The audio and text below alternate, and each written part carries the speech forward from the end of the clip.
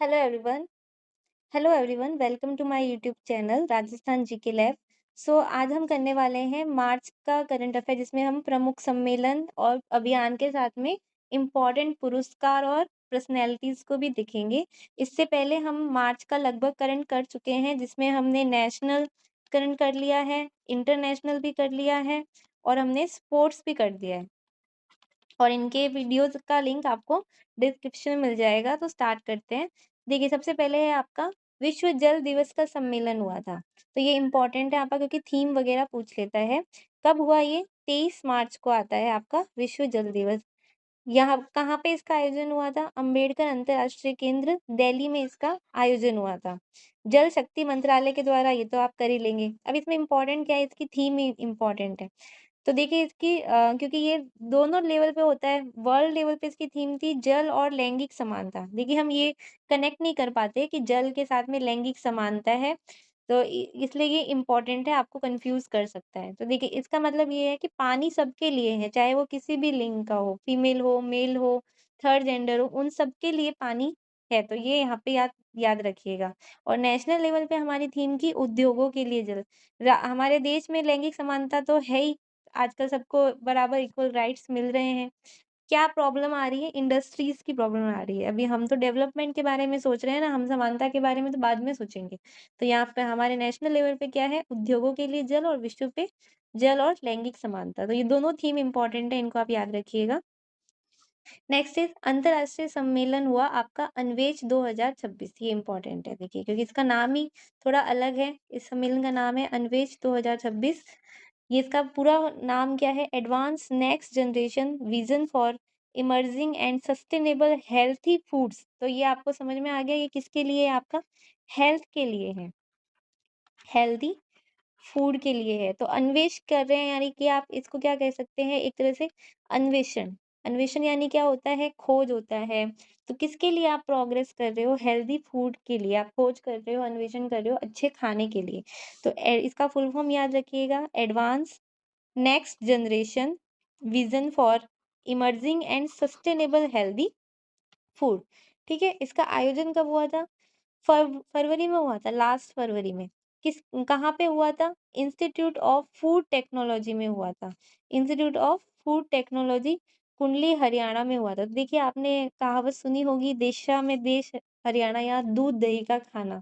तो खाना तो फेमस है हरियाणा का, तो वहीं पे आपका खाने का, हेल्थ का अन्वेषण हुआ था। अन्वेष अन्वेष कार्यक्रम हुआ था। तो ये आप याद रखिएगा, कुंडली हरियाणा में हुआ था। खाद्य प्रसंस्करण मंत्रालय ने किया था।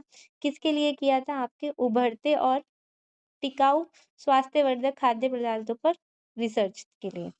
फिर अगला भी आपका सम्मेलन इम्पोर्टेंट है, जिसका नाम है जियो जियोडकॉन। ये भी इम्पोर्टेंट है। आप 2026 ये किससे रिलेटेड है? ये आपका जियोलॉजी से संबंधित है। देखिए, इसको आपको याद करने की जरूरत नहीं है, जियोलॉजी से संबंधित है। जियोलॉजी कहते किसको है?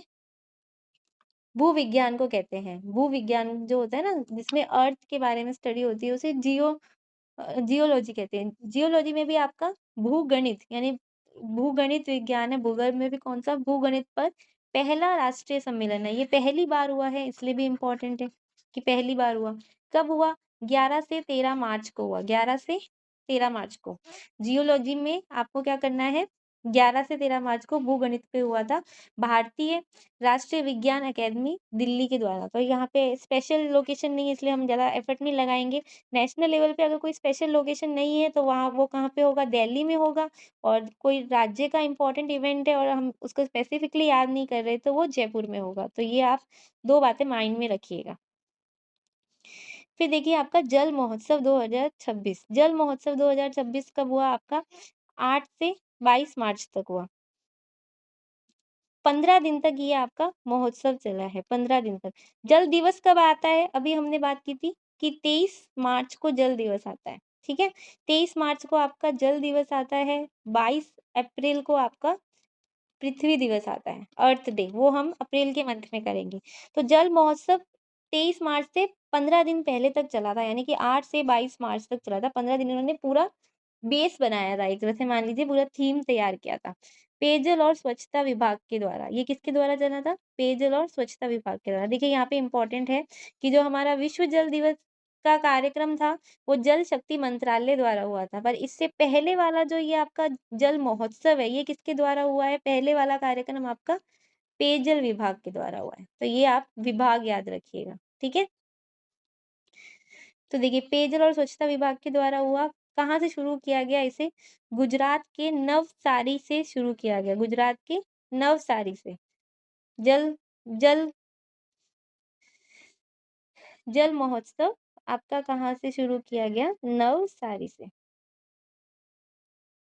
इसी के तहत जब ये स्टार्ट किया था 8 मार्च को, तो उस दिन हमने क्या मनाया था? सुजलाम शक्ति दिवस मनाया था, ठीक है?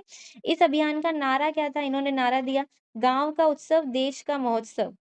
ये देखिए इसकी थीम कितनी अच्छी है कि गाँव का उत्सव और देश का महोत्सव कौन-सा है आपका? जल उत्सव है। गाँव का उत्सव है जल और देश का महोत्सव है जल। पानी सबसे इम्पोर्टेंट है, तो इसकी थीम इम्पोर्टेंट है। तो इसका नारा हो गया और राष्ट्रीय स्तर पे जल दिवस का नारा हमने किया ही था। क्या था? उद्योगों के लिए जल, उद्योगों के लिए जल। और वर्ल्ड लेवल में था आपका जल और लैंगिक समानता। जल और लैंगिक समानता। तो जो मैं अलग से बोलूँ वो आप लिख सकते हैं। एक साथ में एक जगह लिख लीजिएगा। फिर देखिए नेक्स्ट हमारा समिट का नाम ही NXT यानी नेक्स्ट है। तो ये कब हुआ आपका? जल्द ये आपका 12 से 14 मार्च को। देखिए इससे पहले हमने जो हमारा जियो वाला था, जियो डेकॉन, वो भी कब हुआ था? आपका 11 मार्च को हुआ था। ये भी उसी के अराउंड है। 12 से 14 मार्च को भारत मंडपम दिल्ली में हुआ था। तो भारत मंडपम में हुआ था। इसके मुख्य अतिथि हमारे कौन थे? नेक्स्ट जनरेशन समिट में जो बड़ा समिट है, नेक्स्ट नेक्स्ट रिलेटेड है, तो उसके कौन होंगे? आपके पीएम ही होंगे। किस लिए था? समकालीन चुनौतियों व अवसर पर विचार और हेतु विश्व भर के 40 देशों के सांसद, उद्योगपति इसमें शामिल हुए थे। 40 कंट्री के तो सांसद भी आए थे और हमारे उद्योगपति और सबने इसमें पार्ट लिया था इन फ्यूचर की बातों के लिए। फिर आपका शीत जल मत्स्य पालन पर राष्ट्रीय सम्मेलन। शीत जल कहाँ में होगा? आपको बर्फ में ही मिलेगा ठंडा पानी। तो यानी कि ये कहाँ पे हुआ? जम्मू कश्मीर में हुआ। 14 मार्च को शेर ए कश्मीर केंद्र जम्मू कश्मीर में इसका आयोजन किया गया। क्यों किया गया? हिमालय के जल क्षेत्र में मछली पालन के लिए, मछली पालन को बढ़ावा देने के लिए। फिर है आपका भारतीय औद्योगिक विकास योजना, भव्य योजना। ये इम्पोर्टेंट है। भव्य योजना का संबंध किससे है? हमारा देश भव्य कब होगा? जब हमारे देश में बहुत सारे क्या होंगे? उद्योग होंगे। तो उद्योगों के विकास से रिलेटेड है। कब आई ये योजना? इसकी डेट इम्पोर्टेंट है 18 मार्च को। 18 मार्च। और इसमें किया क्या जाएगा? 100 आपके औद्योगिक पार्क बनाए जाएंगे जो प्लग और प्ले थीम पे बेस होंगे। और इसका नोडल विभाग का कौन होगा? राष्ट्रीय औद्योगिक गलियारा विकास निगम के द्वारा किया जाएगा। तो पहले तो इसका नाम और डेट याद रखिए कि भव्य का संबंध किससे है? औद्योगिक विकास से है। 100 इसमें बनाए जाएंगे पार्क। 18 मार्च को ये स्टार्ट हुई। अब इसमें राजस्थान के कहाँ कहाँ बनेंगे वो हम राजस्थान करंट में देखेंगे। अभी आगे चलते हैं। अभी कुछ इंपॉर्टेंट थीम्स हैं जो मैंने यहाँ पे लिखी है। जल दिवस तो मैंने आपको बता ही दिया था विश्व का। अंतर्राष्ट्रीय वन दिवस की थीम क्या थी? वन और अर्थव्यवस्थाएं। वन पे ही हमारी क्या डिपेंड करती है? इकोनॉमी। और अंतर्राष्ट्रीय महिला दिवस की थीम अधिकार, न्याय, कार्रवाई। सभी महिलाओं के लिए, सभी महिलाओं को क्या मिलना चाहिए? अधिकार भी मिलना चाहिए, न्याय भी मिलना चाहिए और कार्रवाई का भी हक मिलना चाहिए। इंडिया, ये अंतर्राष्ट्रीय लेवल पे थी। इंडिया यानी राष्ट्रीय लेवल पे थीम क्या थी हमारा? नारी शक्ति विकसित भारत की क्या है? आधारशिला है। जब नारी का विकास होगा तभी भारत का विकास होगा। तो यहाँ पे आपको विकसित भारत से रिलेट करना है, ठीक है? नेक्स्ट है आपका प्रमुख सम्मान व्यक्ति और देखते हैं हम। पहला है आपका ज्ञानपीठ पुरस्कार। ज्ञानपीठ पुरस्कार के बारे में हमने सुना होगा। ये आपसे कई क्वेश्चन में पूछा जाता है। तो ये देखिए ये किसको मिला है? आर वेरा मुथु को मिला है। ज्ञान पीठ किसको मिला है? आपका वेरा मुथु। ज्ञान कित कैसा है इनके पास में? वेरी मच है, वेरी मच ज्ञान है। यानी वेरा मुथु ज्ञान है। या फिर आपको मिल रहा होगा, लग रहा होगा कि नाम से ही ऐसा लग रहा है कि बहुत बहुत ही प्राचीन सा नाम है, बहुत ही नॉलेजेबल लोगों के नाम ही होते हैं, पुराने नाम। तो ये ज्ञानपीठ पुरस्कार इनको मिला। अब ये याद रखिएगा ये लेखक कौन से है? ये तमिल लेखक है। ये कहाँ के हैं? ज्ञान तभी कभी तब मिलेगा, ज्ञान हमें मिलेगा यानी कि तमिल।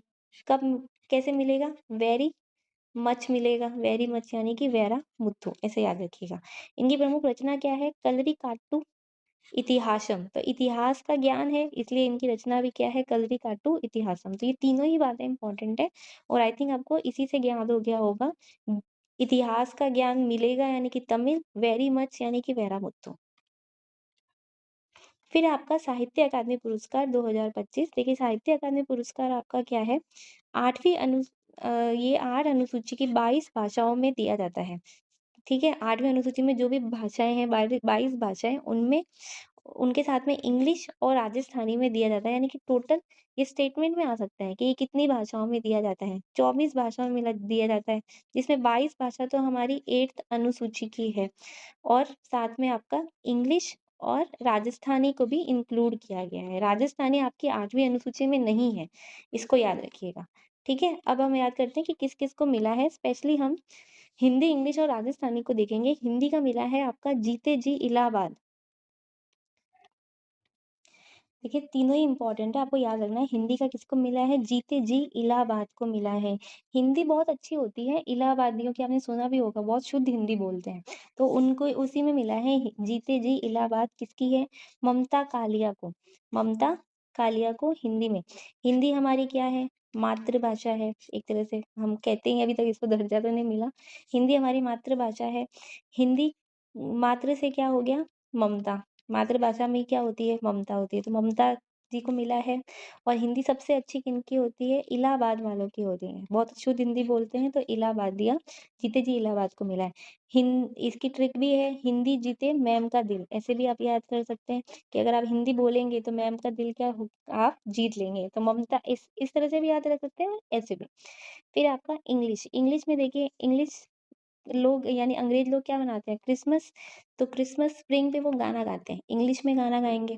ठीक है, और क्या गाएंगे कि हमारा क्रिसमस पे क्या हो, हमें बहुत सारे नया नया तेज मिले, नया नया साल आ रहा है उनके लिए, न्यू ईयर आ रहा है, तो नव तेज को मिला है, क्रिसमस स्प्रिंग के लिए मिला है और इंग्लिश में मिला है, तो ये भी आपको याद रह जाएगा। फिर आपका राजस्थानी भाषा का, ये तो आपने सुना भी होगा, राजस्थानी भाषा का भारखमा लघु कथा के लिए मिला है जितेंद्र सोनी जी की ये रचना है। इसको हम राजस्थान करंट में और डिटेल से दिखेंगे। ठीक है, ये लघु कथा है, पहली बात तो ये याद रखिएगा कि लघु कथा है। ठीक है, फिर है आपका कुछ अलग से कि ऐसी कौन सी ऑटोबायोग्राफी है जिसे साहित्य अकादमी पुरस्कार मिला है। अभी तक हमने तो देखा वो रचनाएं थी, ऑटोबायोग्राफी में किसको मिला है?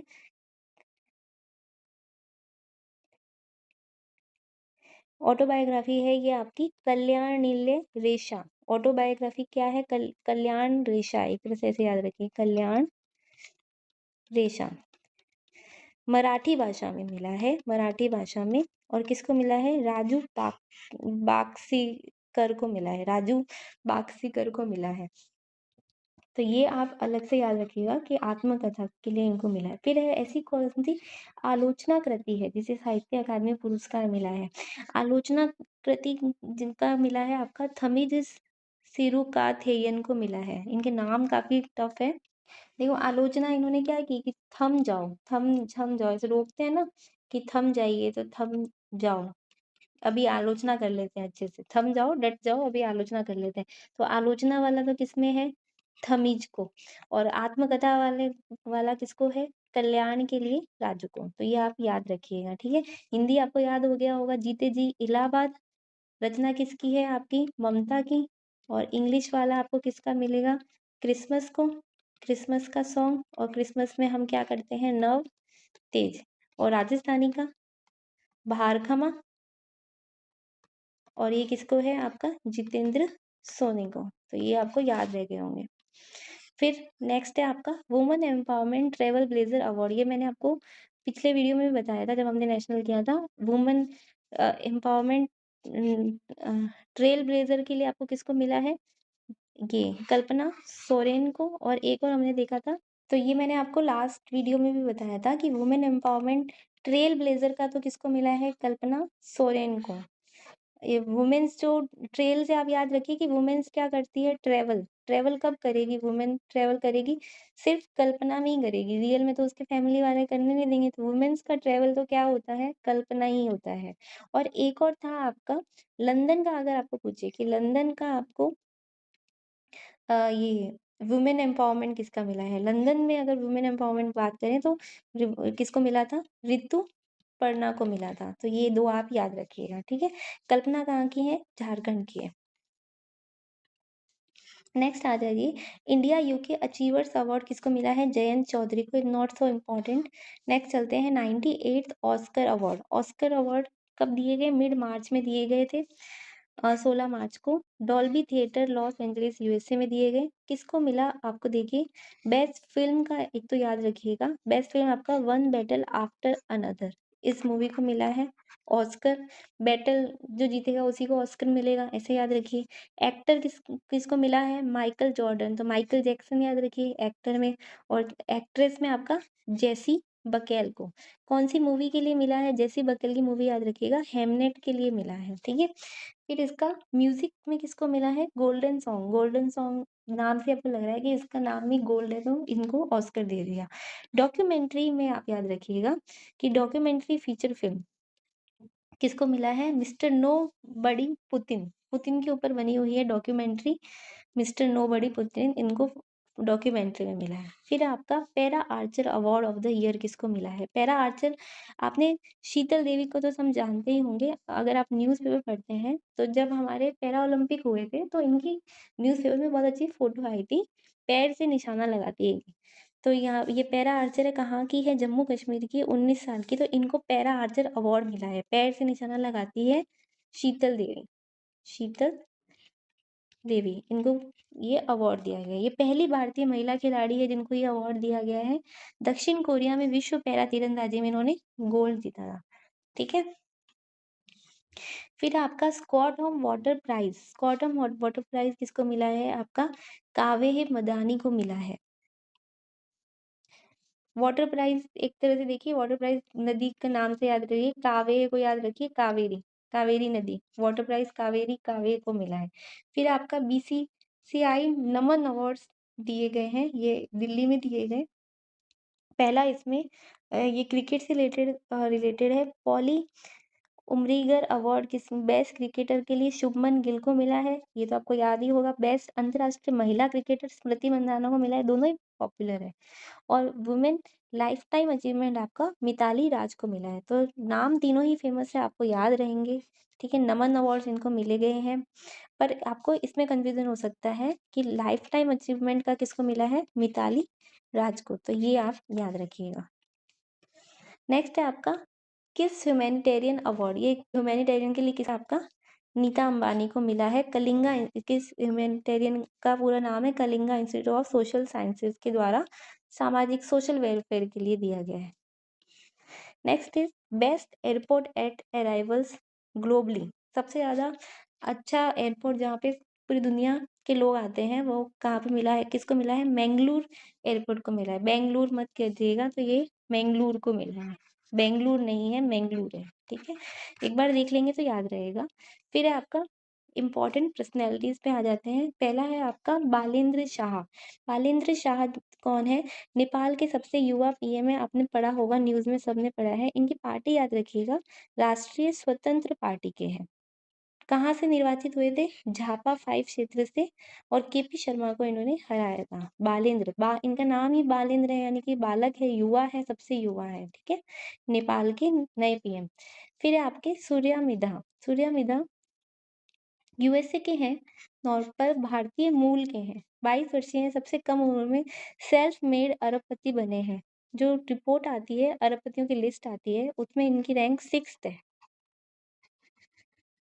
फर्स्ट कौन है आपके, एमिली वॉग्ट है। पर ये इम्पोर्टेंट क्यों है, क्योंकि ये भारतीय मूल के हैं। सूर्या मिधा सबसे कम एज के हैं, भारतीय मूल के हैं, सेल्फ मेड अरबपति है। इनका स्टार्टअप का नाम क्या है, ट्रोव। ट्रोव किसके लिए है, एआई से भर्ती प्रक्रिया को इजी करने के लिए, जो फॉर्म वगैरह है वो एआई से फिल करवाते हैं, एक तरह से डेटाबेस के लिए। तो इनका स्टार्टअप का नाम ही क्या है, ट्रोव है। और सूर्या मिधा, सूर्य क्या सूरज सुबह-सुबह आ जाता है अर्ली एज में, तो ये अर्ली एज में ही ग्रो हो गए, क्या हो गए? अरबपति बन गए। और रैंक इनकी कौन-सी है? 6th है। फर्स्ट कौन है? एमिली। नेक्स्ट है आपका फोर्ब्स की वर्ल्ड बिलियनियर्स की सूची आई है। फोर्ब्स की वर्ल्ड बिलियनियर्स की सूची इंपॉर्टेंट है। फर्स्ट इसमें एलन मस्क ही आते हैं, जरूरत नहीं है, सबको पता है। भारत में हमारे मुकेश अंबानी कौन सी रैंक पे है? 21st रैंक पे। ये भी इंपॉर्टेंट नहीं है, सबसे इंपॉर्टेंट है ये कि भारत की सबसे अमीर महिला कौन सी है? कौन है? सावित्री जिंदल है। सावित्री जिंदल है। इनकी रैंक 51 है। ठीक है। नेक्स्ट है आपका जितेंद्र सिंह। इनको चिकित्सा व मधुमेह के क्षेत्र में लाइफ टाइम अचीवमेंट अवार्ड मिला है। आप क्या हो गए? डायबिटीज से क्या हो गए? जीत गए। तो इनको डायबिटीज के लिए लाइफ टाइम अचीवमेंट अवार्ड मिला है, डॉक्टर है ये। Next is Sudarshan Patnaik. Sudarshan Patnaik is important. जो इम्पोर्टेंट है उसमें इनको जनगणना 2027 का ब्रांड एम्बेसडर बनाया गया है। तो ये सीधा आ सकता है जनगणना की, हमने लास्ट वीडियो में बात भी की थी। तो इनका ब्रांड एम्बेसडर कौन है? आपके सुदर्शन पटनायक। जनगणना वाले क्या होंगे? आपके गेट पे आएंगे, पट बजाएंगे, तो पटनायक जी को इसका ब्रांड एम्बेसडर बनाया है। फिर आपका स्तुति प्रधान। स्तुति प्रधान कौन है? सिक्किम की है, विश्व युवा संसद में चयनित हुई है। देखिए आपने आप हम सबको स्मृति ईरानी का नाम तो पता ही है, वो सांसद है। स्मृति से ही याद रखिए स्तुति। ठीक है, स्मृति तो इंडिया में है, स्तुति कहाँ पे गई? विश्व स्तर पे गई। और कहाँ की है? सिक्किम की है। फिर कुछ नए नियुक्त राज्यपाल हैं। ये इतने इम्पोर्टेंट नहीं है, इनको आप पीडीएफ से देख लीजिएगा। तो आप हमारे टेलीग्राम चैनल पे आपको पीडीएफ मिल जाएगा, राजस्थान जीके लैब पे, वहां से आप इनको पढ़ लीजिएगा। नेक्स्ट है आर.एम. नचमई। ये इम्पोर्टेंट है। आर.एम. नचमई कौन है? आपके देश के फंक्शनल न्यूक्लियर पावर प्लांट को संभालने वाली पहली महिला है। Very important. और कौन से फंक्शनल न्यूक्लियर पावर प्लांट को संभालेगी? ये कैगा पावर प्लांट को संभालेगी, जो कर्नाटक में है। ठीक है। नचमई किसको संभालेगी? आपकी न्यूक्लियर पावर प्लांट को संभालने वाली पहली महिला है। कहाँ पे संभालेगी? कैगा, कर्नाटक में संभालेगी। वेरी इंपॉर्टेंट, आपको एक ना एक एग्जाम में देखने को मिलेगा ये। फिर है आपका अरुंधति रॉय। अरुंधति रॉय राइटर है। इनकी book mother Mary come to me को नेशनल बुक क्राइटेरिया अवार्ड यानी आत्मकथा श्रेणी में अवार्ड मिला है, बायोग्राफी में।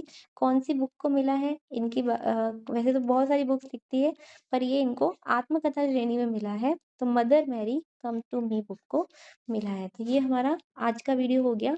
इसमें इम्पोर्टेंट की अगर बात करें तो अरुंधति रॉय को आत्मकथा की श्रेणी में ये अवार्ड मिला है, mother Mary come to me book के लिए। ठीक है, नेशनल बुक क्राइटिसिस अवार्ड दिया गया है। तो इसमें इम्पोर्टेंट की बात करें तो एक तो यही इम्पोर्टेंट है आपका अरुंधति रॉय। और अगर इम्पोर्टेंट तो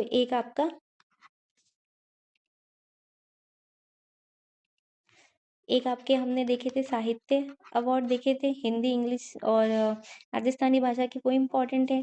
एक ही आपका नचमई इम्पोर्टेंट है। एक हमने देखी थी कल्पना, कल्पना सारन, जो कहाँ की है? झालावाड़ की है, झारखंड की है। इनको मिला था वुमेन एम्पावरमेंट अवार्ड। एक हमने देखा था आपका शीतल देवी, इनको पैरा आर्चर का मिला है। शीतल देवी जम्मू कश्मीर की है, ये इम्पोर्टेंट था। एक हमने देखा था हमारा ज्ञानपीठ पुरस्कार। ज्ञानपीठ पुरस्कार किसको मिला था? वैरामुथु को मिला था। एक हमने देखा था ये क्या नाम है, सूर्या मिर्धा देखा था। सूर्या कौन है? आपके 6th रैंक के सबसे युवा अरबपति है। और हमने क्या देखा था? बस यही सब देखे थे। तो ये हमारे इम्पोर्टेंट करंट हो गए। इनकी पीडीएफ आपको हमारे टेलीग्राम में मिल जाएगी, जिसका लिंक नीचे कमेंट सेक्शन में है, राजस्थान जीके लैब, वहाँ पे आप ज्वाइन कर सकते हैं। So if you like the video then please like share and comment and subscribe to my channel. Thank you for watching.